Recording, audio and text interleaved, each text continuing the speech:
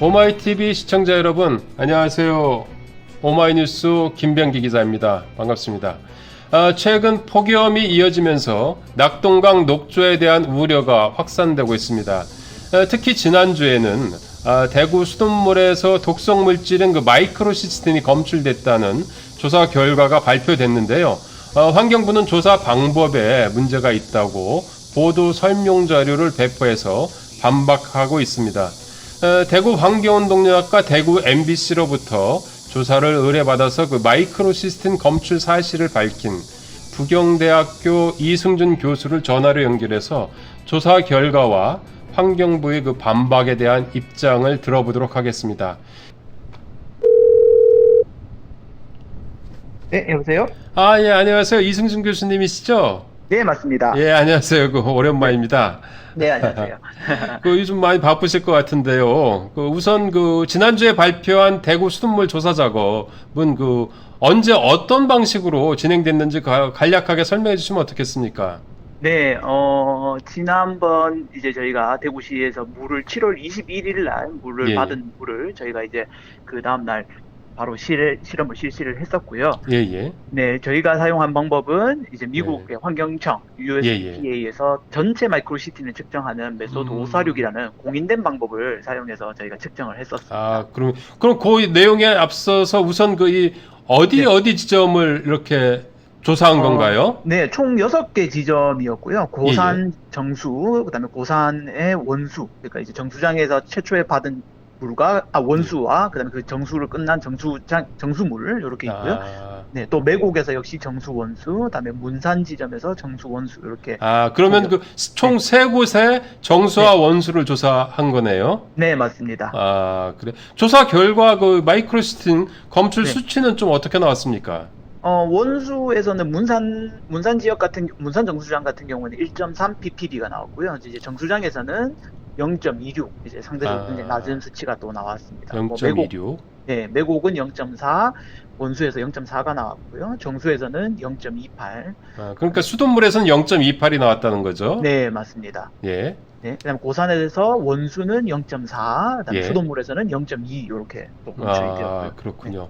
그러면 이 정도 수치면은 해외 기준으로 봤을 때 어느 정도 수준 비교한다면 어떻겠습니까? 네, 기준을 어디에 두느냐가 굉장히 사실 중요하긴 한데요. 미국의 이제 환경청에서 어린아이들 기준으로 보면 0.3 ppb로 지금 현재 기준이 잡혀 있습니다. 어린아이? 네, 어린아이는 아무래도 독성 물질에 더 예민하게 반응을 하기 때문이죠. 그러면 0.3 ppb 넘어가면은 좀 위험한 수준이다라는 거죠? 네, 그렇죠. 0.3이 되면 이제 공개를 하고 아이들이 물의 사용을 조금 자제를 하겠죠. 아무래도 마이크로시스틴 특성상 가열을 하는 것도 가열을 해서도 부서지지 않고요. 하게 되지 않고. 가열이면 어느 정도 몇 도 정도까지 가열? 마이크로시스틴은 300도 이상 가열입니다. 300도 이상 가열해야지 없어진다는 건가요? 네, 맞습니다. 그럼 그 가정에서는 그건 불가능한 일이 아닙니까? 그렇죠. 네, 그래서 일반적으로 수돗물 끓여먹으면 괜찮다는 사실 적용이 안 되는 부분이고요, 마이크로시스틴은요. 그럼 그 기준치면 0.3보다는 조금 덜 나온 건데 그럼에도 불구하고 좀 이게 장기적으로 노출된다면 좀 위험할 수도 있겠네요. 이제 계속 지속적인 조사가 굉장히 중요하죠. 이제 녹조가 시작이니까요. 그쵸? 예. 네. 그러면 그 당시 원수를 채소했을 때 그 당시에 녹조의 수준은 어땠나요? 지금이랑 또 다를 것 같아요, 또. 그렇죠. 저희가 그때 조금 의아스러웠던 부분은 이제 문산 정수장의 원수에서 현미경으로 녹조가 보였고요. 저희가 이제 독성 물질이 1.3 ppb가 나왔습니다. 아, 근데 이제 대구시 결과를 보면 그때 불검출로 이제 독성이 나왔죠. 좀 상당히 큰 아, 갭이 있어서 아무래도 방법적인 차이가 조금 있는 데다가 검사 방법도 조금 보완을 해야겠다라는 생각이 들긴 음, 들었습니다. 검사 방법에 대한 이야기는 조금 이따가 다시 한번 네, 좀 네, 구체적으로 그렇게 한번 하시죠. 해보도록 하고요. 네, 네, 일단은 환경부 같은 경우는 네, 지금까지 계속 이 고도 정수 처리하기 때문에 네, 마이크로시스틴이 완벽하게 걸러진다. 그리고 네, 뭐 안전하다. 네, 안심하고 드셔라. 뭐 네, 네, 이렇게 그 주장을 해왔거든요. 네, 네, 그럼 이번 조사 결과 나타난 그러니까 기준치, 아동 기준치의 미만이긴 하지만 네. 그 완벽한 100% 완벽한 정수 처리가 불가능하다는 것을 보여주는 이런 반증, 증거라고 네. 볼 수 있지 않는 건가요, 이게? 그렇죠. 아무래도 환경부가 조금 설명을 잘못한 것 같긴 한데요. 예, 이제 예. 예, 완벽이란 과학 기술은 없죠. 우리가 수돗물을 아무리 정수해도 항상 화학 물질이라는 건 녹아 있고요. 예, 그게 예. 이제 기준을 넘느냐 못 넘느냐의 차이에 따라 저희가 이제 공급을 받는 물의 수준이 달라지게 되는데요. 네, 네. 아무래도 지금의 검사 방법으로는 계속해서 불검출이 떴기 때문에 예, 아마 예. 조금 환경부에서 자신 있게 말하지 않았나라는 생각이 들긴 하는데요. 네, 어, 그렇군요. 고도 그, 정수 처리로 100% 제거된다라는 연구 결과는 제가 아직 본 적은 없어서요. 해외에도 그 이러한 그 완벽한 네. 100% 완벽한 정수 처리는 없는 건가요? 그렇죠. 물에 아무것도 남아있지 않다라는 정수 방법은 없는 걸로 알고 있습니다. 아, 그럼에도 불구하고 환경부가 계속 이렇게 네, 이제 주장을 해왔는데요. 네네. 좀 뭐 다시 한번 좀 이 부분에 대해서는 정밀 네, 검증이 이제 필요할 것 같고요. 맞습니다. 네, 그리고 이제 그 환경부와 그 대구시 그 상수사업본부 네, 에서는 이번에 그 부경대 그 조사팀의 그 조사 방법에 대한 네, 문제를 제기하고 있습니다. 뭐 네, 결론적으로 이제 그 정확도가 떨어진다는 주장인데요. 어떤 네네. 답변 주시겠습니까? 환경부가 지금 쓰고 있는 LC 매스법이라는 방법은 지금 현재 화학 물질을 분석하는 방법 중에 정확도가 가장 높습니다. 아, 그 그리고, 고성능 액체 크로마토그래피 이 네, 질량 맞습니다. 분석기 사용하는 이 방법 얘기하는 겁니까? 네, 맞습니다. 아, 이게 제일 정확도가 높은 겁니까? 네, 정확도는 가장 높고요. 예, 예. 네, 그 다음에 중요한 점은 몇 가지가 있는데, 뭐, 이제 숙련자의 스킬이라든지 또 실험 환경도 굉장히 중요하지만, 예, 그것보다 더 예. 중요한 건 이제 마이크로시스틴의 특성을 조금 알면 좋을 것 같은데요. 예, 예. 마이크로시스틴이라는 물질은 한 200여 종이 넘습니다. 네, 아, 그 그렇군요. 중에서 우리나라는 4종만 측정을 하고 있죠, 현재. 아, 지금 이번에 그 대구시 상수도 사업본부에서 네, 측정한 것도 그 네 종류만 이렇게 그쵸. 측정을 한 건가요? 네, 맞습니다. 4종만 측정을 현재 했고요. 네, 그럼 이 그러면, 네 네, 가지 종류가 네, 유해하기 때문에 네, 제일 유해하고 이제 주목할 만하기 때문에 이 네. 네 종류를 채택한 건 아닌가요? 일반적으로 독성이 높다고 알려진 LR이나 또 예, 예. 우리나라 강에서 많이 검출이 된다는 RR, 예, 예. 이런 독성 물질들이 예. 많다고 하여 아마 4종을 선정을 한 것 같은데요. 네. 음. 그렇지만 예. 해외나 여러 나라를 봐도 뭐 8종 이상 아니면 12종까지도 측정을 하고요. 네, 예. 또 아무래도 LCMS법이 정확하지만 전체 마이크로시스틴을 분석하기는 조금 부족하기 때문에 지금 제가 음. 사용한 LCMS 방법을 동시에 2개를 분석해서 과연 예. 우리 건강에 안전한가, 이 수돗물이 안전한가에 대해서 이야기를 하죠. 아, 그 보니까 이 미국 그 EPA가 그 공인한 분석 방법 아닌가요? 네. 그 두 개가 다? 네, 2개 다 모두 미국 EPA가 공인한 방법입니다. 왜냐하면 앞서 이야기했던 음. 그런 마이크로시스틴의 특성 때문에 예. 전체 마이크로시스틴을 기준으로 하는 미국에서는 전체 예. 마이크로시스틴을 반드시 알아야 하고요. 예, 예. 거기에 정확도를 올리기 위해서 LCMS법이 같이 들어가죠. 아, 그러면 그 미국 같은 경우는 이제 네, 두 가지 방법을 같이 네, 네. 병행하는 거군요. 네, 맞습니다. 아, 그러면은 지금 그 왜 환경부는 네, 이것이 정확하고 네, 자기네들이 한 것이 정확하고 네, 부경대에서 한 것은 부정확하다라고 이게 얘기를 네. 하고 있는 거죠? 아무래도 뭐 이제 환경부에서 공인한 방법은 아니니까 아마 또 그렇게 된 것 같고요. 예, 예. 또 뭐 방법이라는 게 늘 바뀌고 또 발전되고 하는 과정에서 약간의 진통이 아닐까라고 생각을 합니다, 저는. 아, 네, 그러면 지금 네, 그 교수님께서 하신 그 방법 네, 또 역시 그 신뢰할 만하고 네. 정확도가 있다고 볼 수 있는 건가요? 그렇죠. 미국의 환경부에서 그냥 이걸 공인 방법을 하진 않고요. 굉장히 오랫동안 개발 과정을 거치고 확인 과정을 거친 다음에 예, 이제 예. 사용된 방법이고요. 검출 한계가 실제로 굉장히 낮습니다. 그러니까 굉장히 센시티비티라고 해서 이제 정확하게 예, 그걸 예. 잘 검증을 하죠. 물에서는. 네. 아, 그렇군요. 그 참 환경부의 뭐 대응 방식이 좀 과도하고 네. 뭐 그렇게 좀 느껴지시겠네요. 아무래도 교수님 이름까지 이제 거론하면서 반박했잖아요. 네, 네, 기분 뭐 네. 나쁘진 않으신가요? 뭐 조금 더 사실 상호간에 이야기를 하고 반박 자료를 제가 뭐 했는지 아직 환경부는 모르는 상태에서 반박 자료를 냈으니까 조금 그런 부분은 아쉽더라고요. 저에게 아, 뭐 검출 한계는 얼마인지, 예, 그다음에 예, 정량 한계는 얼마인지 굉장히 디테일한 내용들을 서로 이야기하고 예, 예. 조금 더 안전한 물을 공급하기 위해서 노력하겠다라고 성숙된 답변을 해주셨으면 훨씬 좋았을 텐데, 아, 네, 너무 괜찮다라고만 이야기하면 이제는 좀 불안하죠, 시민들은 뭐 아무래도. 거의 뭐 안심하고 먹어도 되니까 걱정 네, 네, 말라. 뭐 이런 네, 식으로 그냥 뭐 반박을 했더라고요, 보니까. 네, 맞습니다.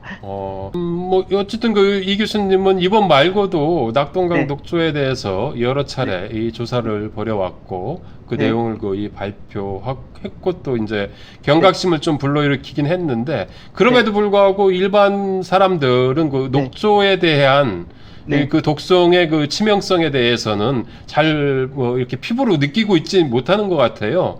그 네, 남세균이라고 불리는 녹조의 정체에 대해서 네. 간략하게 설명해 주신다면 어떻겠습니까? 어, 참, 녹조에 대한 피로감이 굉장히 많은 것 같더라고요. 이제, 예, 원래도 또 녹조야? 이렇게 하고, 예, 맞습니다. 네, 예, 생각을 하지만 예, 막상 거기에 대해서 얼만큼 위험한가에 대해서는 우리가 잘 예, 모르고 또 사는 것 같아서 예, 예. 좀 아쉽더라고요. 녹조, 음, 남세균은 네. 광합성 세균입니다. 조금 일반적인 세균하고 다르고요. 빛이 있으면 굉장히 잘 자라기 때문에, 네, 아, 우리 식물이 초록색이듯이 이제 예, 이 균도 예, 초록색입니다. 예, 빛을 예, 받기 위해서. 네, 예, 그렇게 예, 하기 때문에 물 표면에서 굉장히 빠른 속도로 부영양화된 강에서는 굉장히 빠른 속도로 이렇게 녹조가 형성이 되고요. 아, 예, 예. 네, 거기에 기후변화까지 지금 이제 아무래도 들어오다 보니까 훨씬 더 많은 녹조들이 생성을 하게 그 물이 되는데요. 정체된다면 지금 뭐 네, 어쨌든 환경단체 같은 경우는 네, 네, 계속해서 보 네, 때문에 가로막혀가지고 녹조가 더 네, 창궐한다고 하는데 그런 네. 주장도 그 타당성이 있는 겁니까? 해외 연구 결과를 보면 유속이 느려지면 녹조가 좀 더 잘 성장한다라는 연구 예. 결과들은 꽤 많이 나와 있습니다. 우리나라 강에 맞는 연구가 또 반드시 필요하고요, 지금은. 아, 네, 그렇군요. 네, 네, 녹조의 그 원인은 여러 가지가 있는데 그 네. 중에서 그 물이 정체되면은 아무래도 그 수온도 좀 올라가고 그리고 이제 그렇죠. 그 네, 부영양화 물질들이 계속 정체되니까 훨씬 맞습니다. 더 그 좋은 환경, 녹조가 자랄 네네. 수 있는 좋은 환경이 조성되는 건 맞는 것 같아요. 그죠? 네, 맞습니다. 부영양은 계속 영양분은 계속 유입되니까요. 또 자정 예. 능력은 상대적으로 좀 떨어지다 보니까 예, 이 부분이 예. 계속 촉촉이 되는 거죠. 그 네, 좀 전에 이제 제가 그 마이크로시스틴의 네, 그 위험성에 네, 대해서 그 좀 여쭤봤는데요. 네, 네, 네, 이 독성은 어느 정도 수준이고 그리고 네, 인체에 네. 어떤 영향을 미치는 건가요? 일단 녹조가 만들어낸 독성 물질은 굉장히 많습니다. 예, 우리가 아는 예. 거와 다르게 마이크로시진이 가장 대표적이고요. 그 예, 밖에도 예. sak스톡신, 아나톡신, 실란드로포묵신 이런 톡신들도 만들어내기 때문에 예, 예. 해외에서는 여기에 대한 가이드라인이 있는 나라도 있습니다. 각각의 독성에도. 그렇군요. 우선 우리 마이크로시스틴이 가장 강물에 많이 검출이 되기 때문에 예, 예. 마이크로시스틴을 이야기 드리면 간 독성 물질입니다. 아, 네, 간에 치명적인 네, 독성이라는 거죠. 네, 그리고 연구 결과를 보면 간에 암을 일으킬 수도 있다라고 되어 있고요. 특히 네. 유의해야 될 사람들이 이제 어린아이라든지 예, 예. 기본적으로 간에 이미 질병을 가지고 계신 분들이 여기에 노출되면 더 안 좋게 이제 악화가 되겠죠, 질병이. 그렇군요. 네, 그 간의 독성가 좀 문제를 일으키고 또 네, 어떤 것들이 있나요? 네, 네. 간의 독성 문제를 일으키고 최근 연구 결과를 보면 정자수, 생식 능력의 감소라든지 아니면 아, 신장 질병에도 영향을 미치는 걸로 밝혀져 있습니다. 그렇군요. 네, 이런 것들이 그 에어로졸 형태로도 그 전파가 되고 그 네, 녹조로 만든 그 이 농산물에도 네. 농축된다는 이런 그 조사 결과를 발표하지 않았나요? 네, 맞습니다. 뭐, 에어로졸은 사실 제가 발표한 건 아니고요. 해외 많은 연구들이 공기 중으로도 유입이 예, 된다라는 예. 이야기가 굉장히 많이 진행이 되었었고요. 예, 예. 그 다음에, 농작물에 그 네, 농축되는 거는 심각한 수준인가요? 지금 요번에 보니까 그 네, 대구환경운동연합이 그 조사한 것들을 보니까 네, 요새도 그 뭡니까 양수장에서 그 네, 녹조가 그 흥건한 그냥 뭐 이런 물을 펌핑해 가지고 농작물에 네. 뿌리고 있더라고요. 이거 뭐 네. 심각한 거 아닙니까 그러면은? 그렇죠. 아무래도 농업 용수지 같은 경우에 더 많이 녹조가 창궐하기가 쉽죠. 아, 그래서, 아, 네. 아. 마이크로시틴의 이제 노출 경우는 이제 미국 CDC가 정하기로는 입으로 먹는 것, 예, 그다음에 피부에 닿이는 것, 예, 그다음에 코로 들어오는 것, 예. 네, 이렇게 여러 가지 경로를 노출을 이야기를 했고요. 여기에 아, 따라 2019년부터는 이 녹조로 피해 입은 환자 수까지, 그러니까 질병자 수까지 뭐 63명 이렇게 정확하게 공개를 하기도 했습니다. 아, 네. 그렇군요. 그 외국은 상당히 그래도 이 녹조에 네. 대한 그 경각심을 많이 갖고 있는데 우리나라 네. 같은 경우는 뭐 제대로 이거에 대한 제한 규정이라든지 이런 것들이 별로 없죠. 아직 레저 기준도 미흡하고 없죠. 없고요. 마시는 용수도 현재는 LR 기준으로 되어 있는데 이게 이제 수질 항목이 아니라 감지 항목이라고 해서 예, 예. 이제 최대 주 3회까지만 검사가 하게 되어 있고요. 뭐 정수장에 따라 다르기 때문에 예, 조금 그런 부분은 이제 개선이 필요하죠. 아, 그렇군요. 네. 그 이번에 그 환경부가 반박한 것을 보면서 그 이 환경부에 하고 싶은 네. 말도 많이 있을 듯합니다. 마지막으로 한 말씀 해주시면 어떻겠습니까? 뭐 제 데이터를 비난하고 이런 거는 괜찮고요. 대구 예. 시민한테 정말 깨끗한 물을 공급하고 있는가라고 예. 한번 되돌아볼 수 있는 시점이었으면 좋겠습니다. 지금 현재 분석 방법이 과연 문제는 없는지. 왜냐하면 예. 제가 그 당시 현미경으로 봐도 녹조균이 보였는데 원수에서요. 예, 예. 근데 마이크로시틴이 불검출이 떴더라고요. 그건 조금 방법 쪽에는 문제가 아마 있는 것 같습니다. 그래서 그런 본인들의 방법이 이제 제대로 지금 작동을 하고 있는지에 대한 그런 부분들을 굉장히 잘 확인하고 이게 그냥 무작정 마셔도 된다가 아니라 지금 네. 우리 물이 괜찮으니까 우리 물이 괜찮은지 안 괜찮은지 다시 확인해 보겠다. 그리고 더 깨끗한 물을 주도록 공급하도록 노력하겠다. 이런 조금 좋은 답변이 나왔으면 좋겠습니다.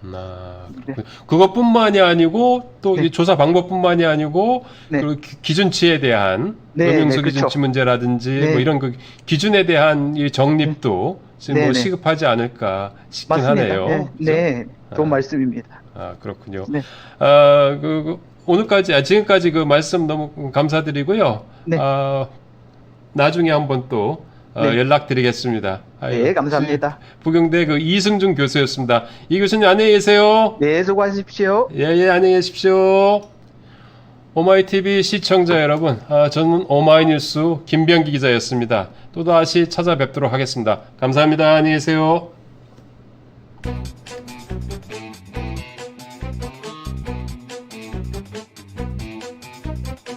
제가 이제 주로 공부했던 게 미국 쪽이라 미국 쪽 데이터를 보면서 함께 비교하면 훨씬 더 좋을 것 같습니다.